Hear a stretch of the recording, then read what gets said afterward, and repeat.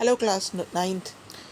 Today we are starting with where we have left our chapter natural resources. So today we will discuss about water and water pollution and the further topics, right? So water as a natural resource. Role of water is in everyday life, you know that. Okay, water forms 2/3 of our body. It keeps the body's temperature normal. It is also used for agriculture purposes, domestic purposes, industrial purposes, etc.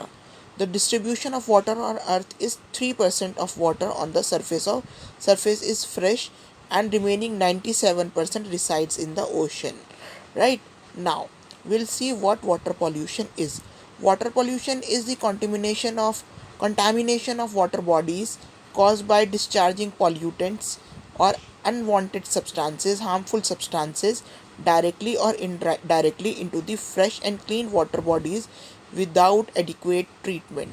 The main causes of water pollution are urbanization, industries, industrial waste, agricultural waste, religious and social practices, withdrawal of water and drying up of water bodies, etc. ठीक है. So now we will discuss about water cycle. Water cycle is one which you know और आपने बचपन से पढ़ते हुए आ रहे हो about the water cycle. Like on your screen there is a image of the water cycle, right? Water cycle is also known as hydrologic cycle. It is the continuous movement from earth of water from the earth surface to the atmosphere and then back to the ground.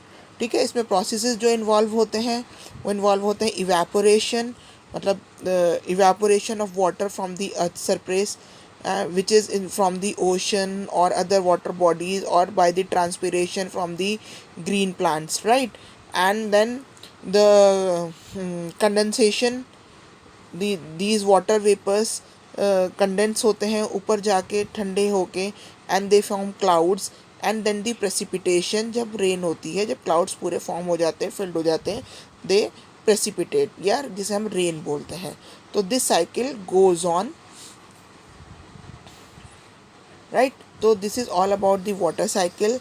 Now we'll see transpiration and evaporation. दो terms आपके लिए आई हैं ये, तो मैं एक बार इनको बता देती हूँ. Transpiration is a biological process by which water is lost in the form of water vapor from the aerial part of the plant called stomata. And evaporation, you know, is a process by which a liquid or solid is transformed into vapors, right? Now we'll discuss about the other natural resource, which is soil. Okay. Soil and its formation. Soil is the uppermost layer of earth crust formed by continuous withering of mountains. Factors causing soil formation are parent material, time, climate, and organisms. Soil is composed of is a mixture of organic matter. The basic component of soil are minerals, inorganic matter, water, and air.